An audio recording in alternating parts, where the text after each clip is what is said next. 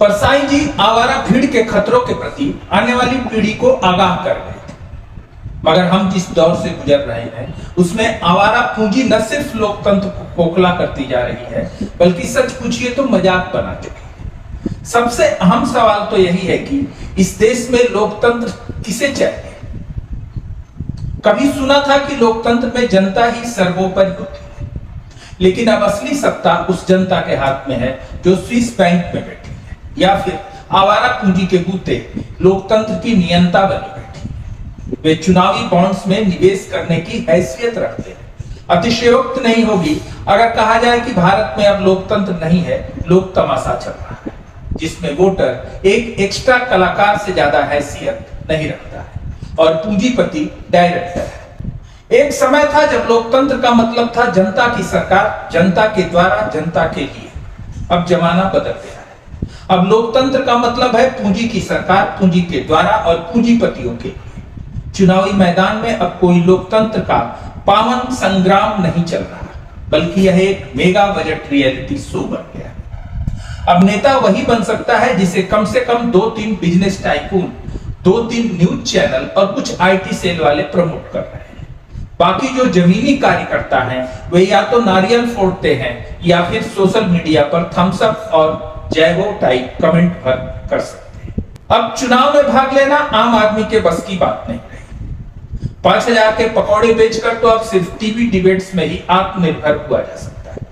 असली राजनीति के मेनू में अब सिर्फ वे लोग टिकते हैं जो क्लाइंट्स मीटिंग और कारपोरेट ब्रेकफास्ट में लोकतंत्र की ललकार लगाते हैं।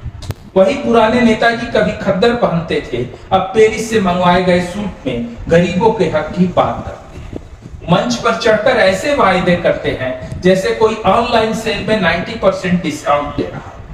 हर हाथ में नौकरी, हर खेत में पानी और हर बैंक खाते में करोड़। शर्तें लागू हैं, लेकिन प्रिंट बहुत छोटा है, जनता पढ़ ही नहीं। अब पार्टियों को विचारधारा से ज्यादा ब्रांड वैल्यू की जरूरत होती है। सोशल मीडिया टीम पहले तय करती है कि कौन सा स्टैंड लेना है, फिर पार्टी वही स्टैंड लेती है। विचार वो तो बस पुरानी फाइलों में पड़े रहते हैं, जैसे किसी रिटायर्ड बाबू की डायरी। मुख्य विपक्षी पार्टियों की हालत भी कुछ कम दिलचस्प नहीं है। उन्हें भी अब कूल दिखने के लिए ग्लोबल लुक और मल्टीनेशनल टच चाहिए। अब यदि कोई नेता देसी बोली में कुछ कह दे तो उसे तुरंत रिब्रांडिंग के लिए किसी इंटरनेशनल एजेंसी के पास भेज दिया जाता है। आखिर फंडिंग भी तो आधुनिक हो गई। स्वदेशी नारों के साथ विदेशी निवेश का मेल ही तो न्यू इंडिया की सियासत है। हाशिए पर ढकेली जा चुकी जनता अब सिर्फ इवेंट मैनेजमेंट की स्क्रिप्ट में आती है, बिछाई जाती है, उठाई जाती है और फोटो भी खिंचवाई जाती है। कभी कभी जब ये जनता जरूरत से ज्यादा सवाल करने लगती है तो उसे इंटरनेशनल टूल किट यूजर या पेड ट्रोल घोषित कर दिया जाता है। सच पूछिए तो लोकतंत्र अब एक बड़े मॉल में तब्दील हो चुका है, जहां वोट एक डिस्काउंट कूपन है, नेता एक सेल्समैन और जनता बस भीड़ है।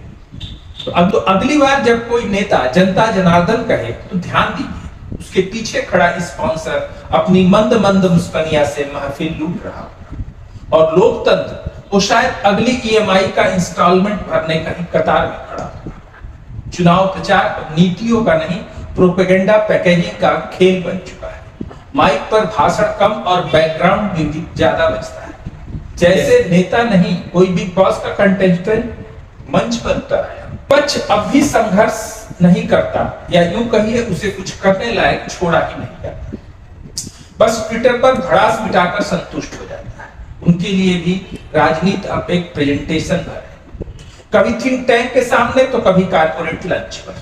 जनता बीच में आ जाए तो थोड़ी असहजता होती जरूर है, जैसे किसी पावर पॉइंट में टाइप हुआ।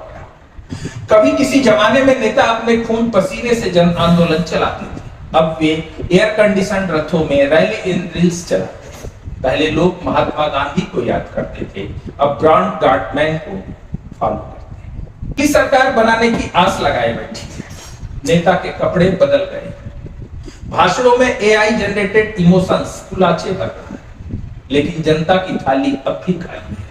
वास्तव में अब चुनाव आयोग का नाम बदलकर event management authority of India रख देना चाहिए। और राजनीतिक पार्टियों को अपने घोषणा पत्र की जगह एक प्राइस लिस्ट जारी करनी चाहिए, जैसे 100 करोड़ में टिकट, 50 करोड़ में मंत्रालय और थोड़ा बोनस में भारत रत्न भी मिल सकता है। तो हे जनता जनार्दन, अगली बार जब नेता कहे आपका वोट हमारा सम्मान है, तो कृपा करके पूछिएगा और दानदाता क्या है महाराज? वो सिर्फ शुभचिंतक है या बोर्ड का डायरेक्टर?